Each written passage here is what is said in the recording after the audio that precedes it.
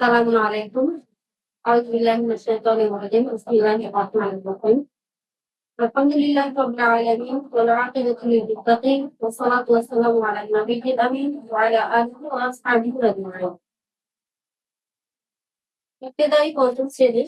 আজকে আমি তোমাদের আদ-দুরুসুল আরাবিয়া ওয়াল কাওয়াইদ অংশের তথা আরবি প্রথম এবং দ্বিতীয় পত্রর যে বইটি আছে আরাবিয়া, তো এই আরাবিয়ার অংশ থেকে আমি আজকে তোমাদের কাওয়াইদ গ্রন্থ আলোচনা করব।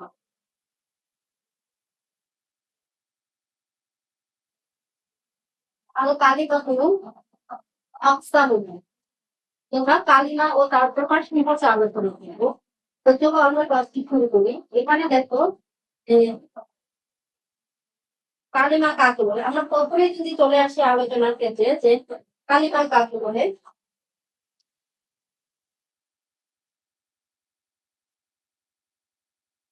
ওখানে দেখো হচ্ছে কালিমা এর পরিচয়। কালিমা এর পরিচয়, কালিমা শব্দ, কালিমা অর্থ হচ্ছে কি শব্দ, কালিমা অর্থ কি শব্দ। বাংলা ব্যাকরণে এটির নাম হচ্ছে কি পদ। বাংলা ব্যাকরণে এটির নাম কি পদ। পরিভাষায়, পরিভাষা মানে পারিভাষিক সংজ্ঞাকে বোঝাচ্ছে। পারিভাষিক পরিভাষা অর্থবোধক শব্দকে কালিমা বলে। যে কোনো অর্থবোধক শব্দকে কি বলে কালিমা বলে। এর গঠন বিভিন্ন ভাবে হতে পারে, এর গঠন বিভিন্ন ভাবে হতে পারে। কালিমা একটি মাত্র অক্ষরেও হতে পারে, যেমন এর অর্থ হচ্ছে জমি, আর এর অর্থ হচ্ছে কি। দেখো তো, এবার চলে আসে আমরা যদি প্রথম থেকে আরেকটু আলোচনা করি। দেখো কালিমা এর পরিচয়। কালিমা অর্থ হচ্ছে শব্দ। বাংলা ব্যাকরণে এটিকে পদ বলা হয়। পরিভাষায় যে কোনো অর্থবোধক শব্দকেই কি বলে কালিমা বলে। এর মধ্যে বিভিন্ন হতে পারে, যেমন কালিমার একটি মাত্র অক্ষরও হতে পারে, যেমন হচ্ছে যে এখন চলে আসো যে আমরা হচ্ছে যে এখানে দেখো যে কালিমা হচ্ছে দুটি অক্ষর হতে পারে, যেমন আল অর্থ হচ্ছে কি। এখানে হচ্ছে যে আমি শব্দ খণ্ডটা আপনাদেরকে জানতে হবে বাংলা অর্থ হচ্ছে কি বর্ণ। কালিমা তিন ও ততোধিক অক্ষরেও কি হতে পারে, হতে পারে, যেমন যে কালাম, উপকরণ, দরগা মানে সে মারলো, আক্রমণ সে সম্মান করলো ইত্যাদি। ঠিক আছে, তোমরা এবার দেখতে হচ্ছে যে আমরা কালিমা এর কোথায়, কালিমা এর কোথায়, যেটি আমাদের আরবি ব্যাকরণের একটি গুরুত্বপূর্ণ বিষয়, যেটি হচ্ছে যে আমাদেরকে জানতে হবে।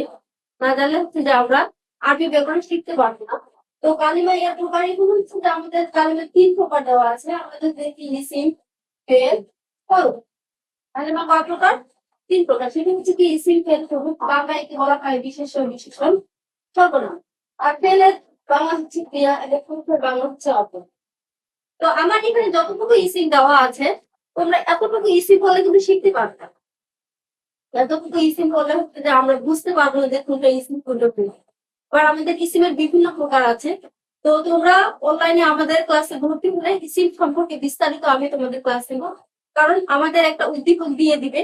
তো এখান থেকে হচ্ছে যে আমাদের ইসিম বাহির করতে হবে, ফেল বাহির করতে হবে, এবং হরফগুলো আমাদের আলাদা আলাদা করে বের করতে হবে। তো চলো আমাদের এখানে বই পাঠকে যতটুকু দরকার আমরা এইটুকু আলোচনা করি। এইটুকু আলোচনা দিয়ে আমরা কিন্তু ফুল আরবি গ্রামার শিখতে পারবো না।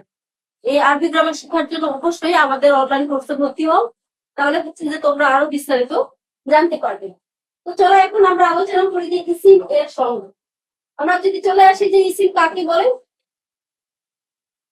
যে কালিমা অন্য কালিমার সাহায্য ছাড়াই, এটি কি করবে, এটি খুব ভালো করে শুনবে, যে কালিমা অন্য কোনো কালিমার সাহায্য ছাড়াই নিজের অর্থ নিজে প্রকাশ করতে পারে, এবং তার অর্থের মধ্যে অতীত, বর্তমান ও ভবিষ্যৎ এই তিন কালের কোনো কাল পাওয়া যায়, কোনো কাল কি যাবে না, পাওয়া যাবে না, তাকে ইসিম। যেমন কি যাবো বই, এখানে তুমি কোন কাল পাচ্ছ, কোনো কাল নেই। রফিক একজন ব্যক্তির নাম বোঝাচ্ছে, কোন কাল পাওয়া যাচ্ছে, কোনো কাল নেই। এটি হচ্ছে কি ইসিম সম্পর্কে। দেখো ফেল এর সংজ্ঞা। ফেলের সংজ্ঞা, যে কালে, যে কালেমা অন্য কালেমায়ের সাহায্য ছাড়াই নিজের অর্থ নিজেই প্রকাশ করতে পারে, তবে তার অর্থ অতীত, বর্তমান ও ভবিষ্যৎ কালের সাথে যুক্ত। ফেলের কি থাকবে, অতীত, বর্তমান, ভবিষ্যৎ কাল কি থাকবে, যুক্ত থাকবে। তাকেই ফেলবো। কালা এখানে আমাদের 3টা কাল দিয়ে দিছে, কিন্তু 3টা ফেল দিয়ে দিছে। তো আমাদের ফেল সম্পর্কে বিস্তারিত জানতে হবে। ফেলে মাঝি আছে, মুজারে আছে, আমর আছে, এগুলো কিভাবে গঠন হয়, কোনটা কি কাজ, এগুলো হচ্ছে যে এর অর্থ কি ধরনের হয়, এগুলো আমাদের জানতে হলে অবশ্যই অবশ্যই হচ্ছে আমার অনলাইন ভর্তি হতে হবে। তাহলে তোমরা বিস্তারিত আরো জানতে পারবে। এখন দেখো যে প্রুফ এর সংজ্ঞা।